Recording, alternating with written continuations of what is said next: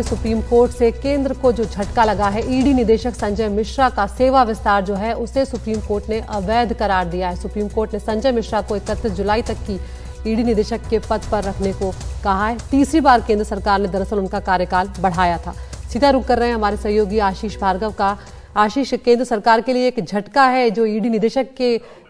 का मामला है सेवा विस्तार का। जी बिल्कुल, देखिए बहुत बड़ा यहाँ पर सुप्रीम कोर्ट का आदेश आया है और सीधे तौर पर सुप्रीम कोर्ट ने अवैध ठहराया है ईडी के डायरेक्टर संजय मिश्रा के विस्तार को। और हालांकि वो नवंबर में रिटायर हो रहे थे, केंद्र सरकार ने सुप्रीम कोर्ट से गुजारिश भी की थी कि अगला एक्सटेंशन नहीं देंगे,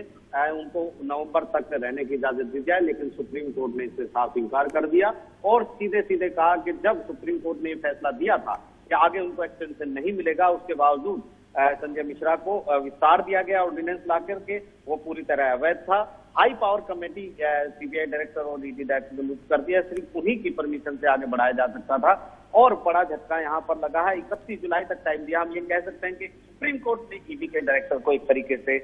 हटाने के आदेश जारी कर दिए हैं और 31 जुलाई तक उन्होंने ये कहा है केंद्र सरकार से कि 15 दिन आपके पास बचे हैं, आप 31 जुलाई तक नया जो ईडी डायरेक्टर है उसको चुन सकते हैं, क्योंकि केंद्र सरकार की ओर से कहा गया था कि 31 जुलाई बहुत नजदीक है, इसको थोड़ा टाइम और बढ़ाया जाए, लेकिन सुप्रीम कोर्ट ने इससे इंकार कर दिया। सुप्रीम कोर्ट ने साफ तौर पर कहा है कि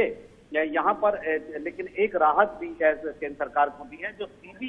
सीबीआई और ईडी के डायरेक्टर की जो सेवा में 5 साल तक के एक्सटेंशन देने का जो संशोधन किया गए थे सीवीसी एक्ट में, उसकी मंजूरी दे दी है और कहा है कि केंद्र सरकार के पास, विधायिका के पास ये अधिकार है, ये शक्ति है कि वो इस तरह का एक्सटेंशन दे सकती है, कानून बदल सकती है